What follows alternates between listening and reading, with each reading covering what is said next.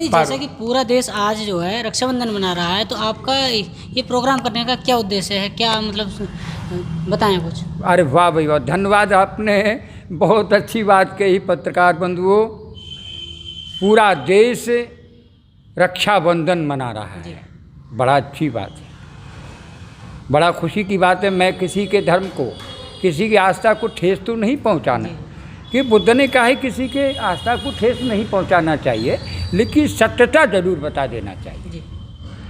रक्षाबंधन, रक्षाबंधन का आप थोड़ा सा अनुभव कर लें। रक्षा कहते हैं मदद को, रक्षा मानी हेल्प लेना, मदद करना, और बंधन का मतलब है बाउंड में लगा देना, कि आप किसी की मदद नहीं कर सकते, मदद नहीं करें, ठीक। तो देखिएगा, बहन को बहका दिया गया है, और ये भारत के लोग जो हैं, ये पूरा देश जो कह रहा है, पूरे देश की बात कह रहे हैं, लेकिन मैं पूरे देश को कैसे मान लूँ? इस देश में बुद्धिस्ट भी हैं, पारसी भी हैं, और इस्लाम भी हैं, ईसाई भी हैं। क्या ये तो मनाते नहीं भाई, ये तो मनाते नहीं। वैदिक रिलीजन के लोग हैं, ब्राह्मण संस्कृति के लोग हैं, ब्राह्मण संस्कृति के गुलाम हैं, वो इस चीज़ को कार्य कर रहे हैं, बाकी लोग तो नहीं कर रहे हैं। क्या भारत में मतलब बुद्धिस्ट नहीं है? वो भी तो नागरिक है, इस्लामी है वो भी नागरिक है, पारसी है वो भी नागरिक है। लेकिन समस्त भारत की आपने बात कही बंधु, ये मेरे गले से नहीं उतरा, नंबर 1। नंबर 2, अब मैं आपको बता रहा हूँ कि जिस देश की महिला रक्षा के लिए गिड़गिड़ाएगी, क्या इस देश के भाई प्रशासन में हैं? जरूर हैं, राज्य सत्ता में जरूर हैं, राज्यसभा में, पार्लियामेंट में, विधानसभा में, सब में भाई हैं। किसी न किसी के भाई हैं, किसी न किसी के पति हैं, किसी न किसी के बेटे हैं। और उधर हमारे देश के माननीय प्राइम मिनिस्टर महोदय कहते हैं बेटी बचाओ बेटी पढ़ाओ। वाह भाई वाह, मैं तो धन्यवाद देना चाहता हूँ इस देश के भाइयों को, इस देश की बहनों के भाइयों के लिए। एक दिन तो तुम राखी बांध लेते हो, बहन राखी बांधती और कहती भैया मेरी रक्षा कीजिए, गिड़गिड़ा रही हैं, और भाई मुंह लख रहा है, बहन की इज्जत लुट रही है, 9 साल की बेटी के साथ में इज्जत लुट रही थी, और देश के भाई शकल देख रहे थे। प्रशासन में बैठे भाई को लानत है कि उस बहन की रक्षा नहीं कर पाए। क्या वो बहन नहीं है? कारण क्या है? ब्राह्मण संस्कृति ने इनको सिखाया है, बहकाया है कि तुम्हारे माँ से जो पैदा लड़की है वो बहन हो सकती है, दूसरी कोई बहन इनकी नहीं हो सकती। ये इन्हें सिखाया गया है, ये बहकाया गया है। इसीलिए अपनी बहन बहन है और दूसरे की बहन खिलौना है। और जब तक इस देश की ये मानसिकता इस देश के नागरिकों के अंदर, ब्राह्मण संस्कृति के बहकाए हुए लोगों के अंदर ये भावना रहेगी, ये देश की सोने की चिड़िया तो बहुत दूर है, मिट्टी की गुड़िया भी नहीं रहेगा। दुख है। इस देश को विश्व गुरु कहा गया। किसकी बदौलत कहा गया? बुद्धा की बदौलत कहा गया। पूरे विश्व के अंदर जैसा कॉन्स्टिट्यूशन हमारी इंडिया के अंदर है, ऐसा किसी कंट्री के अंदर नहीं है। विदेशी लोग आकर के हमारे भारत में बुद्ध की मिट्टी को, ये इस भूमि की मिट्टी को नमन करते हैं और कहते हैं कि ये बुद्धा की मिट्टी है, ये वो मिट्टी है जहाँ बुद्धा पैदा हुआ। आज वहाँ की महिलाएं अपनी इज्जत को, अपनी खिलवाड़ को, अपनी इज्जत बचाने के लिए गिड़गिड़ा रही हैं।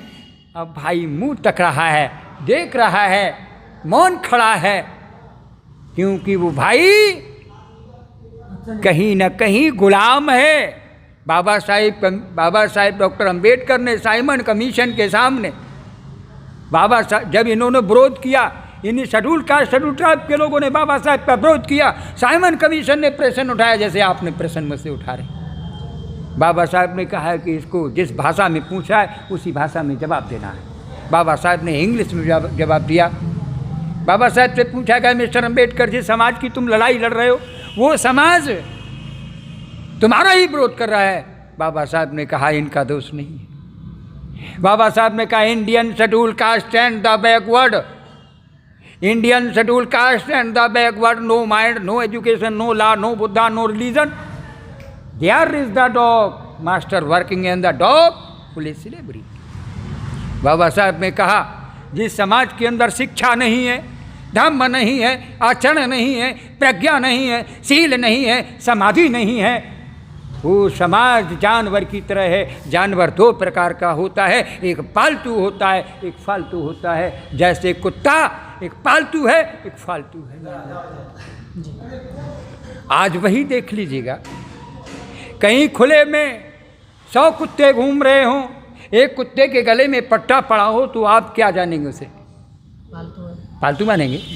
ऐसे ही खुले में जिसके हाथ में पट्टा पड़ा है धागे का पट्टा जो पड़ा है, यहाँ का ब्राह्मण कह समझ लेता है ये मेरा पालतू गुलाम है। खूब बताया जाता है, भौंका जाता है, लेकिन ये गुलाम को गुलामी का एहसास नहीं हो रहा है। इसीलिए आज इस महीने की पूर्णिमा के लिए ये संदेश बताने के लिए मैंने ये कार्यक्रम रखा। मैं चाहता हूँ हमारे देश के 85 समाज के लोग गुलाम न रहें, स्वतंत्र रहें, शेर बनकर रहें, जैसे थाईलैंड के अंदर, जापान के अंदर, कोरिया के अंदर, और हमारे भारत में भी। बहन तो भाई लोगों इस्लामों में भी है, पारसियों में भी है, जैनों में भी है भाई। उसका तो वो तो रक्षाबंधन नहीं करती है, उनके तो भाई हष्टपुष्ट रहते हैं। और क्या बहकाया है कि रक्षाबंधन में तोड़ दिए ना तेरा भैया मर जाएगा, ये बहकावा ही तो है।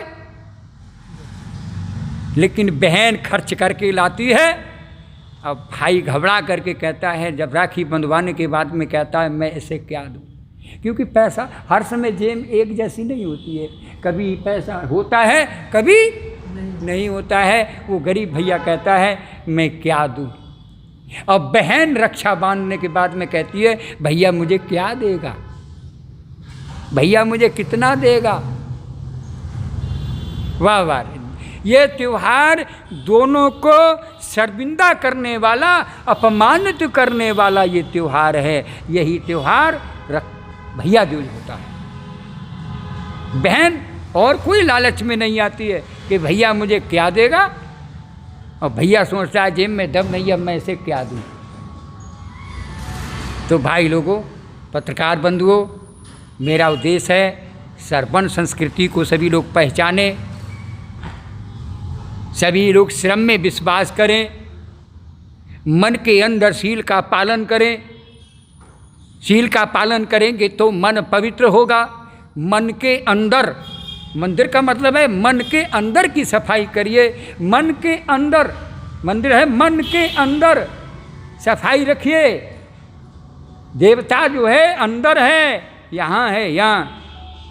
तो बाबा साहब ने यहाँ से काम लिया था। बाबा साहब ने कहा माइंड से बात करिए, नो माइंड नो एजुकेशन। जिसके अंदर एजुकेशन नहीं है, शिक्षा नहीं है, पढ़ाई नहीं है, लिखाई नहीं है, शील नहीं है, करुणा नहीं है, मैत्री नहीं है, वो जानवर है।